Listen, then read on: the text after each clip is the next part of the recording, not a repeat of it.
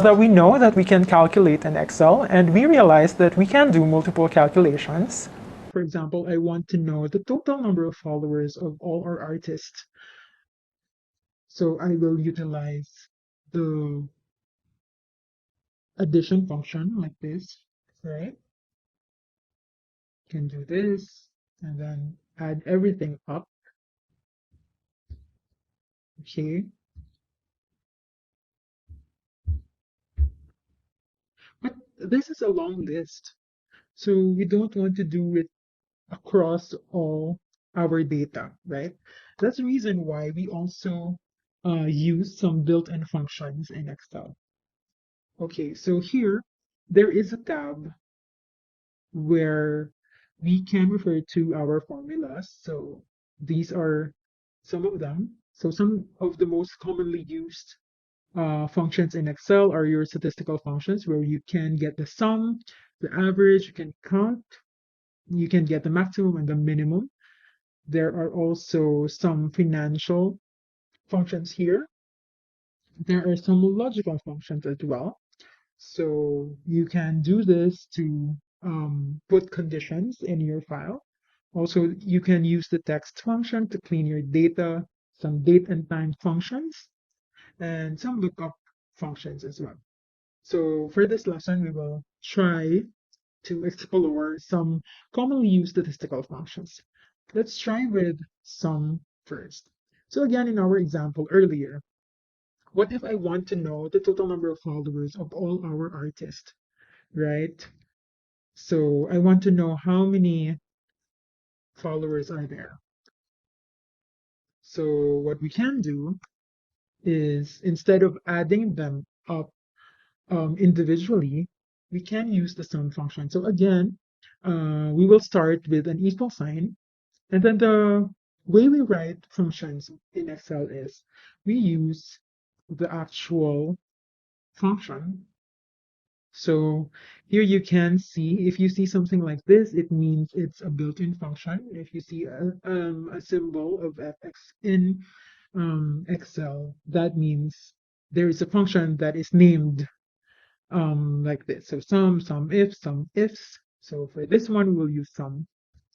And then once you have written the function, we'll put a parenthesis, an open parenthesis there, and then you will add your cells.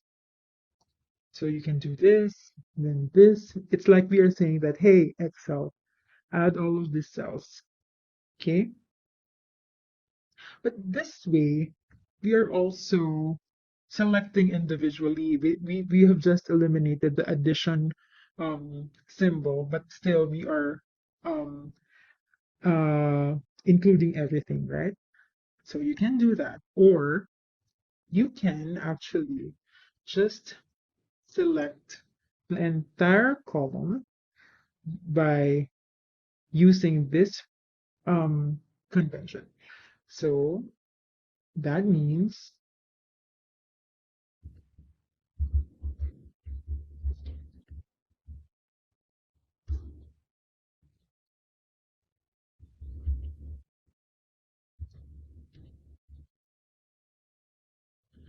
okay, so this means that sum of F8 to F72, that means you are asking Excel to get the sum of all your cells from F8, this is our first cell with data, up to F72. Okay, F72 is the last cell with data. Okay, so this is like selecting the entire column now. So uh that's how we write our sum function.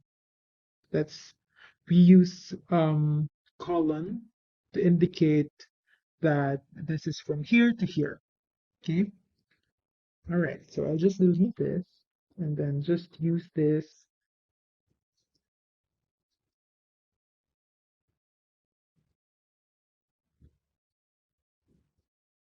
Okay. So that's how we write sum, we can copy the formula, to get the sum of this. For example, I want to get the sum of all female followers and all male followers. We can simply copy our uh, formula here and paste it here.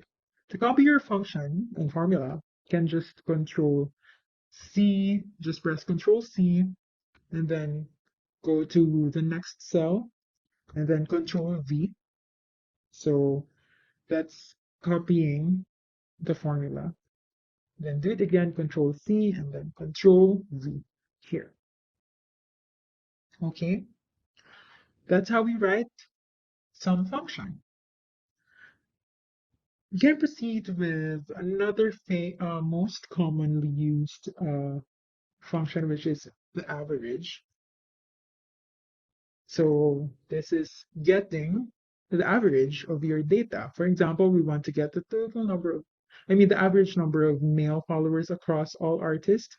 What we can do is, instead of sum, we will just write average.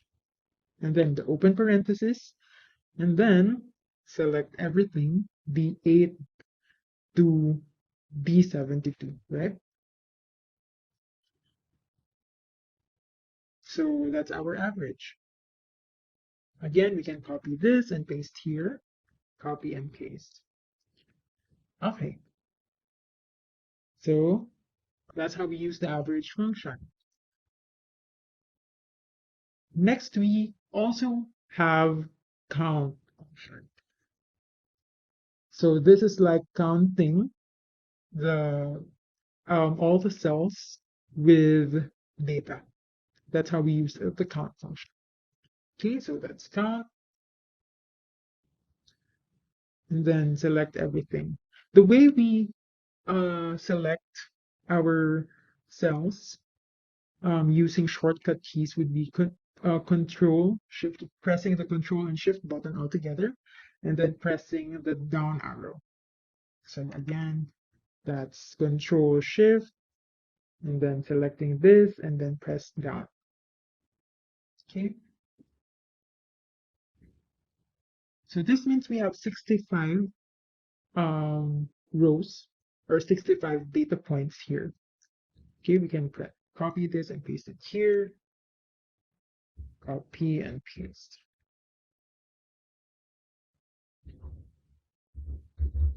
Okay, we also have minimum and maximum.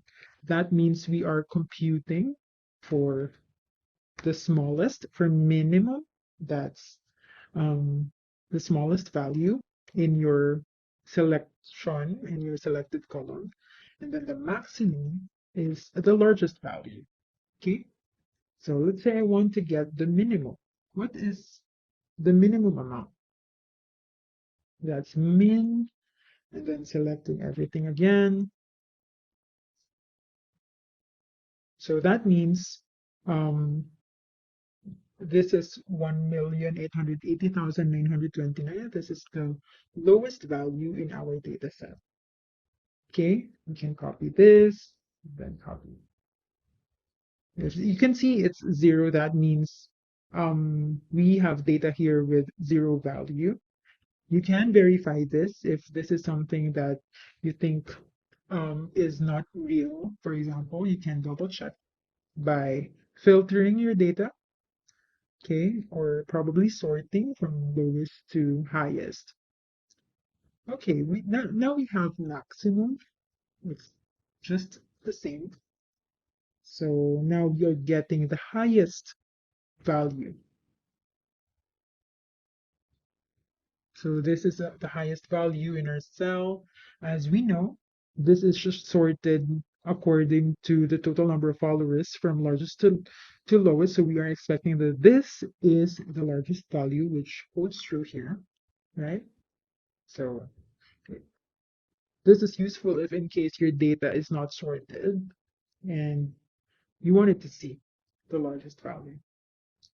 All right.